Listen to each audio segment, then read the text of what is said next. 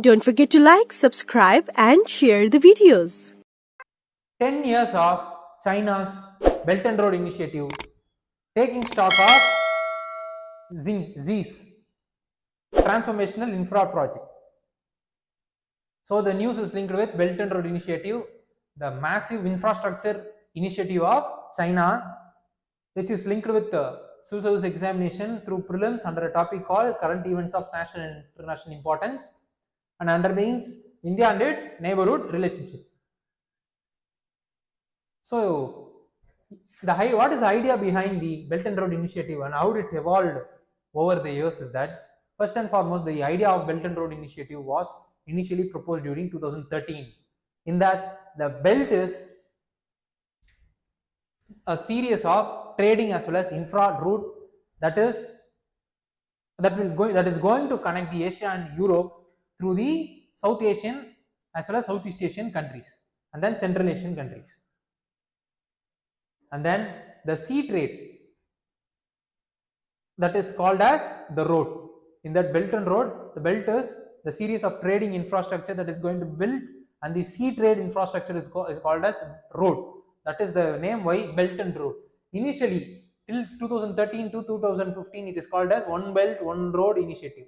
But since 2015, it was renamed as Belt and Road Initiative, and it was called right till now as so. And a series of ports, bridges, industry corridors and other infrastructure needed to trading is built across the Belt and Road Initiative. And what is the 5 principles that has been followed in it initially is policy coordination, infra connectivity, trade, financial integration, people to people connection. And the 6th principle is recently included as industrial cooperation. And during 2013, what World Bank has predicted is that the successful implementation of this project requires nearly $575 billion of investment. But right now, various projects that has been implemented under the Belt and Road Initiative cost nearly $1 trillion.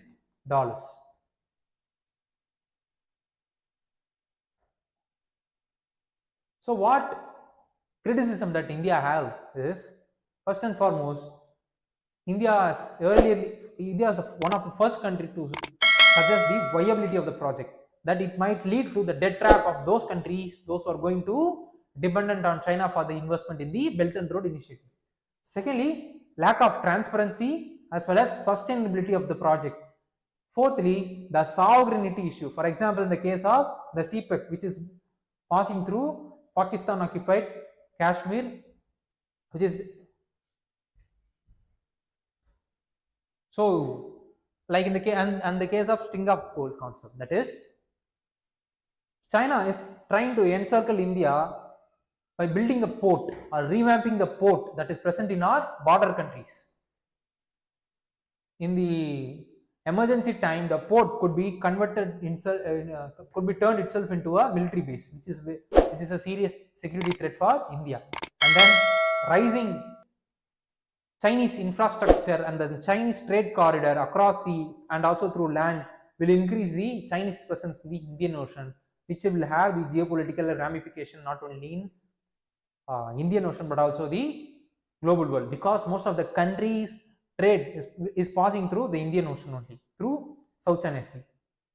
So what this year, the 10th, in order to celebrate the 10th Belt and Road Initiative, a forum was conducted, but the enthusiasm as well as the number of countries that has participated in the forum got drastically reduced because of the US criticism.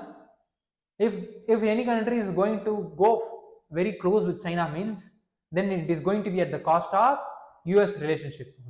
Secondly, increased apprehension in the European countries is also distancing itself from the China in terms of BRI.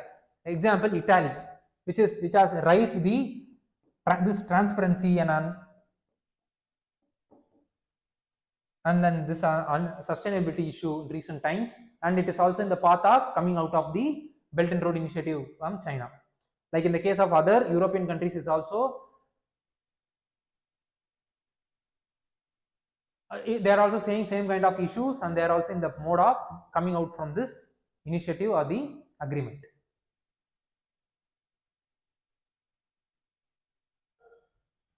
What does this CPEC corridor is about?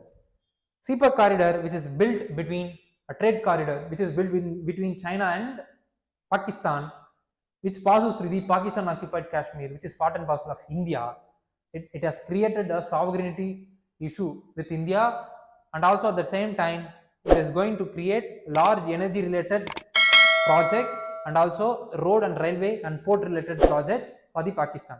But the Pakistan right now is in the difficult economic phase, and the project may be unviable in the near future, and it may also go fall into the debt trap of the Chinese, built in the China.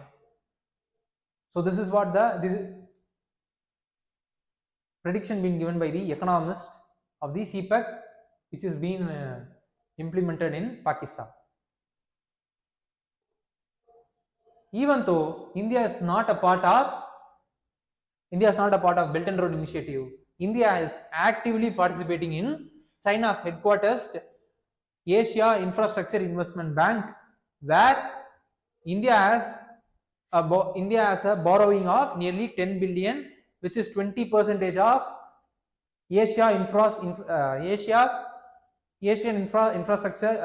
Asian Infrastructure Investment Bank's total lending.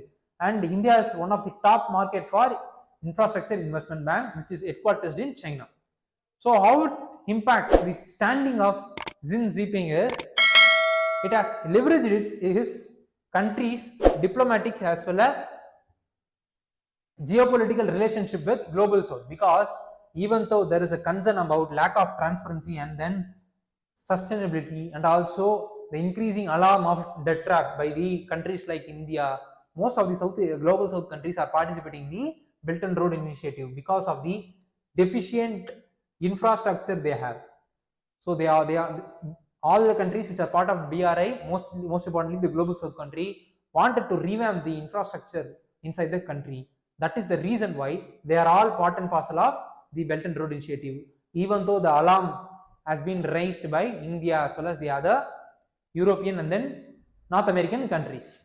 So what need to be studied further is, we should know about what is Asian Infrastructure Investment Bank and what is Asian Development Bank, what is the difference between both of them, and then we should also know about what is SEO and what is BRICS, what is the objectives and mandate it holds, what is the structure as well as the function it is doing, and at the same time you should also be aware of India-China bilateral relationship.